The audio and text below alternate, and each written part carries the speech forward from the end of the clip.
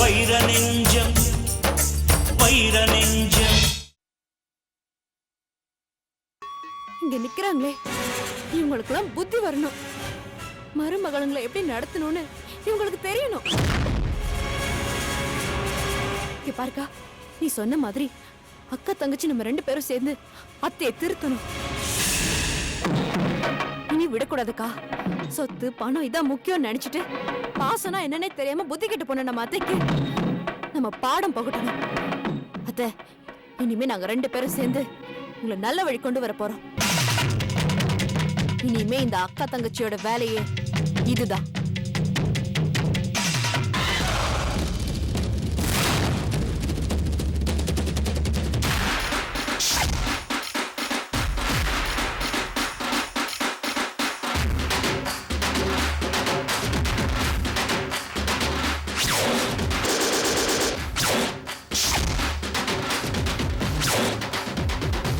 இதுக்கெல்லாம் காரணம் சக்திதான்.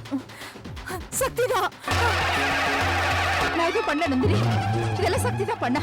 என்ன நம்பு. இப்படியெல்லாம் பேசுவேன்னு எதிர்பார்த்தியா சக்தி? அந்த அளவுக்கு ஏமாறதுக்கு எனக்கு என்ன புத்தி கெட்டா போச்சு? நந்தினி, குழப்பமா இருக்குல்ல?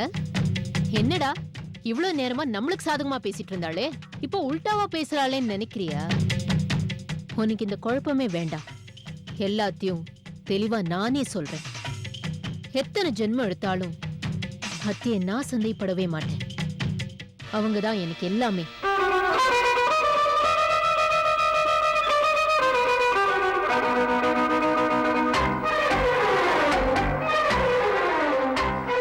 நந்தினி, நான் சொல்றது கேளு. அத்தை சொன்னது, இப்ப நீ கேட்டது எல்லாமே உண்மை. எது போய் எது உண்மை, யார் நல்லவங்க யார் கெட்டவங்கன்னு எனக்கு நல்லா தெரியும். நீ ஒண்ணு எனக்கு சொல்லிக் கொடுக்க வேண்டாம். செம்ம ஆள் தாண்டி நீ. என்ன சைக்கலாஜிக்கலா வேலை செஞ்சிருக்க? அத்தை கிட்ட திரும்பவும் என்னையும் என் தங்கச்சியும் பிரிச்சது நீங்க தான் சொல்லி அவங்களுக்கு கோவம் வர வச்சு, அவங்க வாயாலே ஆமா நான் தான் எல்லாத்துக்கும் காரணம்னு சொல்ல வச்சு, அந்த ஒரு வார்த்தையால என்னையும் என் அத்தையும் பிரிச்சு அதுல குளிர்காயலா நினைச்சு பாரு.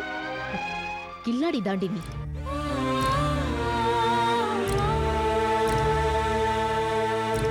உனக்கு சைட் சப்போர்ட் காருங்க அந்த மாமி மகா அண்ணாமலை 3 பேருமா சேர்ந்து என் ரூமுக்கு வந்து சக்தி அம்மாவும் அத்தையும் பேசிட்டு இருக்காங்க. உன் அத்தையோட சுயரூபம் கொஞ்ச நேரத்துல தெரிஞ்சிரும் சொன்னாங்க. அப்பவே புரிஞ்சு போச்சு இதெல்லாம் உன்னோட நாடகம் தான். ஏண்டி எதுக்கு இந்த குறுக்கு புதி? உனக்கும் எனக்கும் தானே பிரச்சனை. நேரடியா மோதி பார்க்க வேண்டியதானே? எதுக்கு அத்தை கெட்ட பேர் வாங்கி தர? அப்பப்பா, இப்படிமா இருப்பா பொம்பளை? என்னையே டென்ஷன் ஆக்கி ஏன் வாயாலே நடக்காததெல்லாம் என்னமோ நான் தான் பண்ண மாதிரி பேச வச்சுட்டாளே. வேஷம் போடாதீங்க அத்தை. நீங்க சொன்னதெல்லாம் உண்மை இல்லன்னு உங்க மனசாட்சியை தொட்டு சொல்லுங்க பாப்பா. ஏ சக்தி, எதுக்கு பாத்தியே மிரட்டுற? உன்னை பத்தி எனக்கு தெரியாது. அத்தை மட்டும் இல்ல, அந்த ஆண்டவனே வந்து சொன்னாலும் நான் உன்னை நம்ப மாட்டேன். ஏன்னா சொத்து பணம்னா நீ என்ன கொலை பண்ண கூட தயங்க மாட்டேன். நிறுத்து நந்தினி. நான் என்ன சொன்னாலும் நீ புரிஞ்சுக்க போறதில்ல. ஒரு சில நேரத்துல உண்மையை விட ஒரு சில சொல்ற பொய்க்கு தான் மரியாதையும் மதிப்பும் அதிகம். இதெல்லாம் ரொம்ப நாள் நீடிக்காது. அத்தையும் ஆனந்தும் பாக்கியமும் சேர்ந்து சொன்ன வார்த்தைகள் உன் கண்ணு முன்னாடி ஒரு மாய பிம்பத்தை உருவாக்கி வச்சிருக்கு. சீக்கிரமே அந்த பிம்பம் உடைஞ்சி பாசம் உன் கண்ணுக்கு தெரியும். அப்போ நீ எனக்கு அக்கா இல்ல அம்மான்னு சொன்ன பாரு இந்த பைத்தியக்கார சக்திய.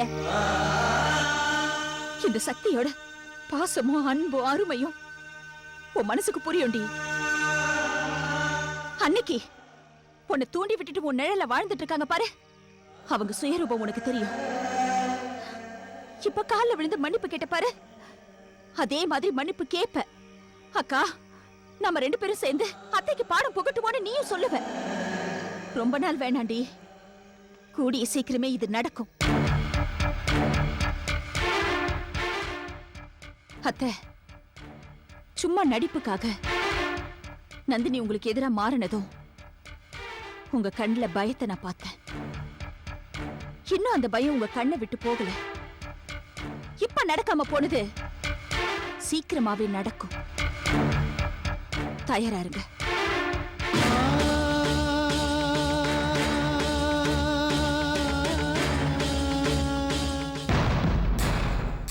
என்ன பேச்சு பேசுறா பாத்தியா?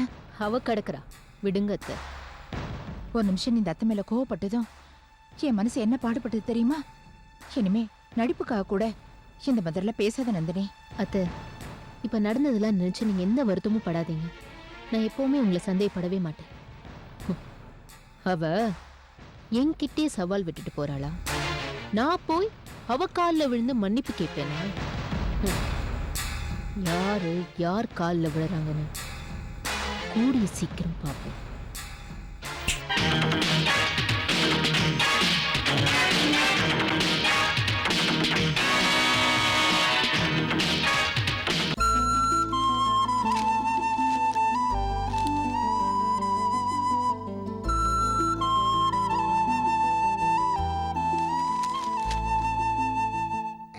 மாமின்னா மாமி தான். காலங்காலத்தில் குளிச்சு முடிச்சுட்டு சும்மா ஃப்ரெஷ்ஷாக இருக்கல் மாமி.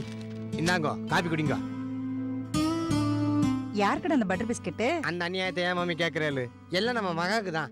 அது என்ன பழக்கமோ தெரில, காப்பியோட எப்பவுமே பட்டர் பிஸ்கெட் சாப்பிடணும்னு ஒரே பிடிவாதம். ஃப்ரீயாக இருந்தாலும் பட்டர் பிஸ்கெட் சாப்பிட்டுட்டே இருக்கா. அதனால தான் யானை மாதிரி இருக்கான்னு நினைக்கிறேன்.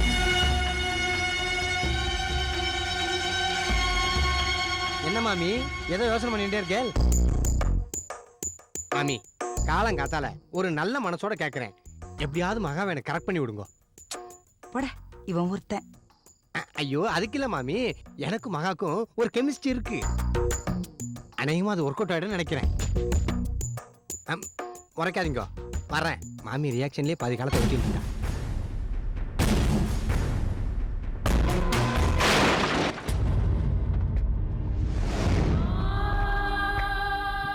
ரொம்ப டேஸ்டியா இருக்கு. எனக்கு தான் பிஸ்கெட் பிடிக்கும்னு எனக்கு தெரியும்ல. திட்டாத.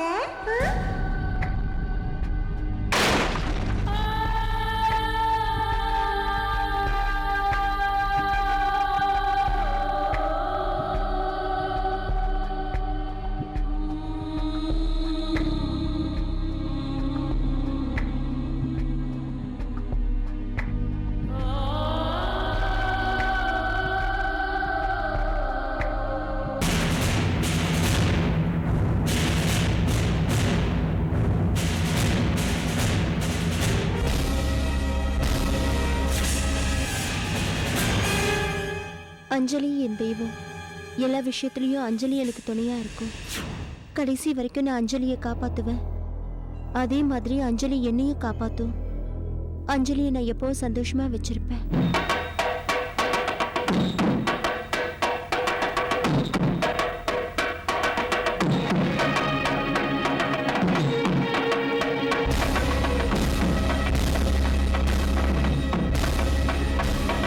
காமாட்சி என் தெய்வம். எல்லா விஷயத்திலயும் காமாட்சி எனக்கு துணையா இருக்கும். கடைசி வரைக்குமே காமாட்சி எனக்கு துணையா இருக்கும். அதே மாதிரி என்னையும் காமாட்சி கடைசி வரைக்கும் காப்பாத்துவா. காமாட்சியை நான் எப்போதும் சந்தோஷமா வச்சிருப்பேன்.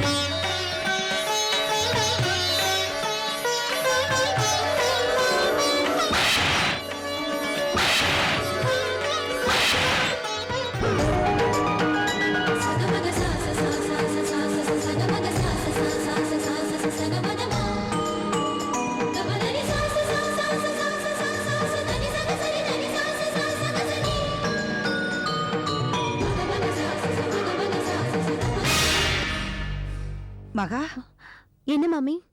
நீ நீ யாரு? இப்போ மந்திர மாதிரி ஒன்னு சொன்னியே, அஞ்சலியை நான் காப்பாத்துவேன், அஞ்சலியை நான் நன்னா வச்சுப்பேன்னு. இதெல்லாம் நோக்கு எப்படி தெரியும்? சொல்லுடி, நோக்கு எப்படி தெரியும்? அஞ்சலி தான் எனக்கு சொல்லி கொடுத்துச்சு. நான் அஞ்சலி கிட்ட காயத்ரி மந்திரம் சொல்லி கொடுன்னு கேட்டேன். அதுக்கு அஞ்சலி, காயத்ரி மந்திரம் சந்தியா வந்தனோல பொண்ணுங்க சொல்லக்கூடாது, உனக்கு நான் வேற மந்திரம் சொல்லி தரேன்னு சொல்லிட்டு இந்த மந்திரம் சொல்லி கொடுத்துச்சு. இதே மாதிரிதான் அஞ்சலி யார்கிட்டயோ போய் காயத்ரி மந்திரம் சொல்லி கொடுங்கன்னு கேட்டுச்சான். அதுக்கு அவங்க பொண்ணுங்களா காயத்ரி மந்திரம் சொல்லக்கூடாதுன்னு இத சொல்லி கொடுத்தாங்களா. அவங்களுக்கு யாரு சொல்லி கொடுத்தாங்கன்னு உங்களுக்கு தெரியுமா மாமி? என்ன இன்னைக்கும் அஞ்சலி நான் இப்ப சொன்ன மாதிரி தினமும் சொல்லிட்டு இருக்க. நோக்கு அஞ்சலி எப்படி தெரியும்? உனக்கு அவளுக்கு என்ன சம்பந்தம்? சொல்லுடி, நீ யாரு, எந்த ஊரு, எதுக்கா இந்த ஆத்துக்கு வந்திருக்க? கேக்குறேன் நானோ. நோக்கு அவளுக்கு என்ன சம்பந்தம்? அவசியம் தெரிஞ்சுக்கணுமா? ஆமா, சொல்றேன். உனக்கும் அஞ்சலிக்கும் என்ன சம்பந்தமோ அதே சம்பந்தம் தான் எனக்கும் அஞ்சலிக்கும்.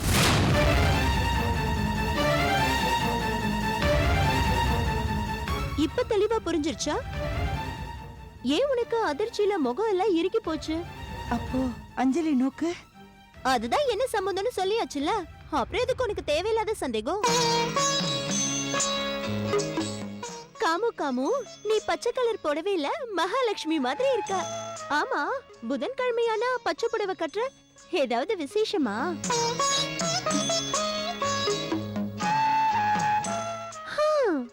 இந்த பச்சை கலர் புடவையில நீ ரொம்ப நன்னா இருக்கடி காமு. என் கண்ணே பற்றும் போல இருக்க. ஆமா, ஏன் கண் கலங்குற?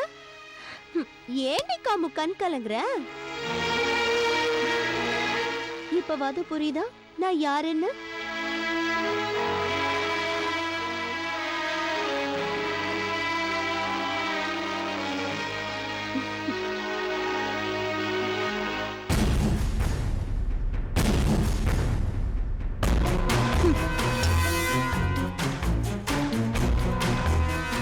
இந்த பச்சை கிளிக்கொரு செவ்வந்தி பூவில் தொட்டிலை கட்டி வைத்தேன்.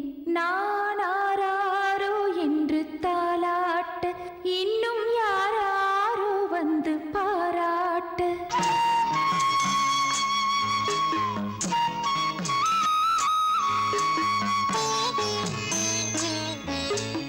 மரகதம், நீ நிம்மதியா போய் சேர்ந்துட்ட.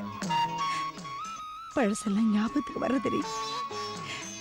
தண்டனையா என் கண் முன்னாடி வந்து நிக்கிறது ரணவேதனையா இருக்கு.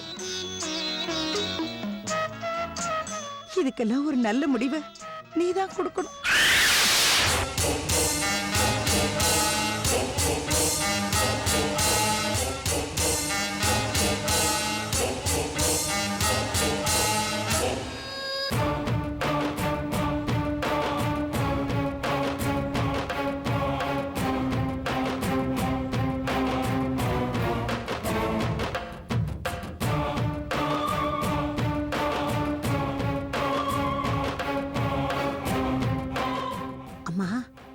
இதுக்கு முன்னாடி பிளான் மேல பிளான் போடுறேன்னு நீங்க தான் லெஃப்ட் ரைட்டு போட்டுட்டு இருந்தீங்க.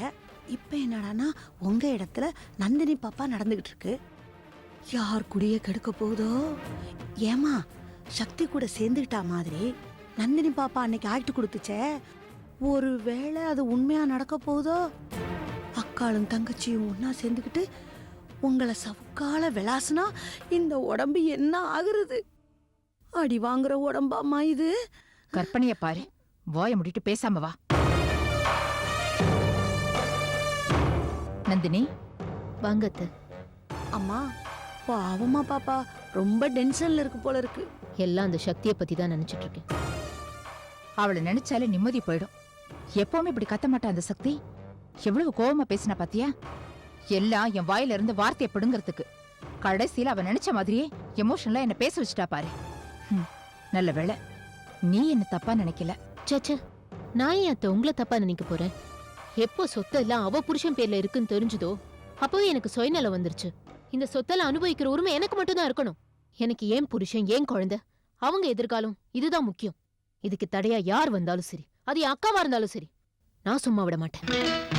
அவளுக்கு எவ்வளவு திமிரு இருந்தா மாமியும் அண்ணாமலையும் செட்டப் பண்ணி நீங்க பேசுறத என்ன கேட்க வச்சு ஓவரா கத்தி பேசி உங்களுக்கு கோவம் வர வச்சிருப்பா. அவளை சும்மா விடக்கூடாது. ஏதாவது செய்யுங்க. கோபுரான சத்தியமா இப்பவும் சொல்றேன் பாப்பா, சக்திக்கு நேரம் நல்லா இருக்கு. கொஞ்சம் அடக்கி வாசிக்கிறது நல்லது. அத்த, முதல்ல இவளை இந்த வீட்டை விட்டு துரத்தணும். எப்ப பார்த்தாலும் சக்தி பெருமை பேசுறதே வேலையா போச்சு.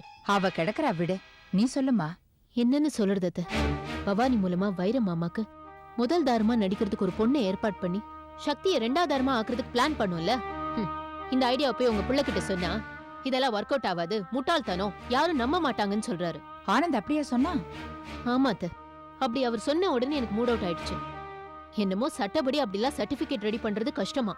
அப்படியே அதை ரெடி பண்ணி கொண்டு போய் காட்டினாலும் கோர்ட்டு கேஸ்னு அலைஞ்சு வைர மாமாவும் மாமனாரும் சேர்ந்து சக்தி தான் முதல் தாருன்னு அப்படின்னு ப்ரூவ் பண்ணிடுவாங்களாம். இல்ல அப்படியெல்லாம் கோர்ட்டு கேஸ்னு அலையக்கூடாதுன்னா மாமனாரையும் வைரத்தையும் 2 பேரையும் தீர்த்து கட்டிடணும்னு சொல்றாரு. வாயை மூடு, யார் காதுலயே கேட்டுற போகுது. என்னமோ மார்க்கெட்ல காய்கறி வாங்குற மாதிரி கொலை பண்றத பத்தி பேசுறா பாரு.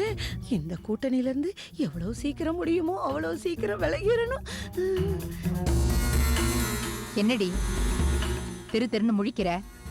அது ஒண்ணு இல்ல, ஆனந்த் தம்பி சொல்றது தான் சரின்னு நீ யோசிக்கிறேன். ஒன்னும் யோசிக்க வேண்டாம், வாயை மூடிட்டு இருந்தாலே போதும். அத்தை, எப்போ உங்க பிள்ளை நம்ம போட்ட பிளான் எல்லாம் ஒர்க் அவுட் ஆகாதுன்னு சொன்னாரோ அப்பவே மனசு சங்கடமாயிடுச்சு அத்தை. இதுல இந்த சக்திக்கு வேற பிளான் எல்லாமே தெரியும். அவ இனிமே கொஞ்சம் ஜாக்கிரதையா தான் இருப்பா. நந்தினி, நீ மனசு போட்டு குழப்பிக்காத, நான் இருக்கேன்ல. முதல்ல நம்ம வக்கீல பார்த்து என்ன பண்ணலாம்னு ஐடியா கேட்போம். வைரத்துக்கு முதல் சம்சாரமா ஒரு பொண்ணை ரெடி பண்ணணும்னா அதுக்கு என்னென்ன ரெக்கார்ட்ஸ் வேணும், அது சாத்தியமான்னு கேட்போம்.